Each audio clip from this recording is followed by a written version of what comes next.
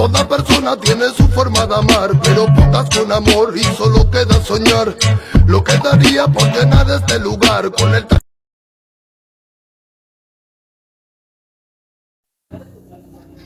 Halo teman-teman, kembali lagi dengan saya Bagus Ardiansyah. Pada kesempatan kali ini saya akan membahas tema yang berjudulkan pendidikan berbasis kompetensi atau pembelajaran berbasis kompetensi. Nah, ketika kita berbicara tentang masa depan, kita tidak bisa mengabaikan perubahan yang cepat ini.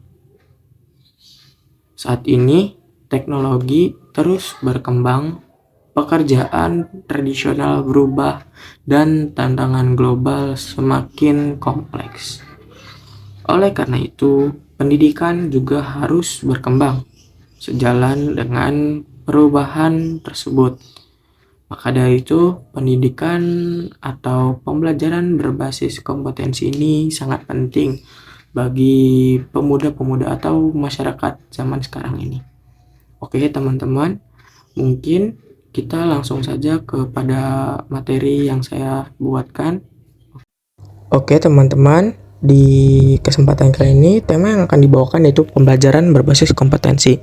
Nah, ada tujuan pendidikan dan pelatihan berbasis kompetensi itu. Tujuan pendidikan dan pelatihan adalah kompetensi yang diharapkan dicapai peserta setelah menyelesaikan proses diklat. Kompetensi ini berbentuk kinerja atau unjuk kerja yang baik dalam bidang kehidupan atau pekerjaan. Kinerja yang baik dapat dicapai berkat kemampuan menerapkan pengetahuan, keterampilan, dan sikap perilaku. Di sini ada contoh-contoh dari kompetensi, yaitu kurikulum berbasis kompetensi. Kurikulum berbasis kompetensi adalah kurikulum yang ditunjukkan untuk menciptakan lulusan yang kompeten dan cerdas dalam membangun identitas budaya dan bangsanya. Kemudian ada kompetensi yang dikembangkan. Kompetensi yang dikembangkan berupa keterampilan dan keahlian bertahan hidup dalam perubahan, pertentangan, ketidakpenentuan, ketidakpastian, dan kehidupan. Yang selanjutnya ada desain pengembangan sistem. Desain dan pengembangan sistem pembelajaran dengan seluruh komponen di dalam harus memfokuskan pada tujuan pembelajaran yang bersih kompetensi. Nah, adapun hal yang harus difokuskan dalam pembelajaran berbasis kompetensi itu tidak hanya difokuskan pada pencapaian peserta diklat, tetapi juga pada pencapaian pengajar. Di next selanjutnya ada kompetensi dan pengukuran hasil belajar. Dalam dunia pendidikan yang berfokus pada hasil, pemahaman tentang kompetensi dan pengukuran hasil belajar yang sangat penting. Dengan mengidentifikasi kompetensi yang relevan dan merancang pengukuran yang tepat, kita dapat memastikan bahwa pendidikan memberikan manfaat nyata bagi peserta didik dan membantu mereka mempersiapkan diri dengan keterampilan dan pengetahuan yang relevan untuk masa depan. Maka dari itu, hasil akhir dari proses pembelajaran yaitu ingin tahu bagaimana hasil pembelajaran yang dilakukan itu efektif atau tidak. Nah, selanjutnya ada perbandingan kemampuan dan kompetensi. Yang pertama ada kemampuan dalam kawasan pengetahuan, keterampilan, sikap, atau bisa disebut kompetensi dasar. Nah, kemampuan yang pertama ada kemampuan menjelaskan cara membuat proposal penelitian. Nah, kompetensinya itu membuat proposal penelitian yang baik. Terus yang kedua ada kemampuan cara menulis laporan penelitian. Kompetensinya yaitu membuat laporan penelitian yang baik. Terus yang ketiga ada menguraikan cara penggunaan peralatan laboratorium fisika dengan baik.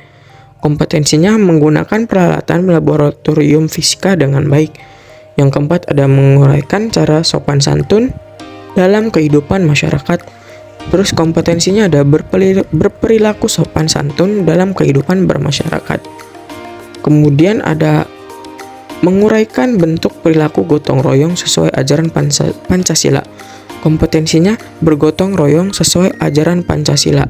Nah, yang di slide terakhir ada hubungan kompetensi dan strategi pembelajaran. Hubungan kompetensi dan strategi pembelajaran itu dibagi dua. Yang pertama, menentukan tahapan dan langkah kegiatan pembelajaran dengan urutan isi yang diarahkan pada pencapaian kompetensi. Demikian pula pada saat menentukan metode, media, alat dan alokasi yang harus mempertimbangkan kesesuaian unsur dalam strategi instruksional dengan kompetensi dalam tujuan pembelajaran. Nah, yang kedua ada pengajar melaksanakan rencana strategi pembelajaran yang telah disusun dengan memasukkan upaya pemberian motivasi sepanjang proses pembelajaran agar peserta didik memfokuskan perhatiannya pada seluruh pembelajaran. Upaya pemberian motivasi berupa pemberian pujian, penguatan, pemberian latihan yang relevan, dan menanamkan keyakinan kepada peserta didik bahwa ia secara bertahap dan berhasil mencapai kompetensi yang ada pada tujuan pembelajaran.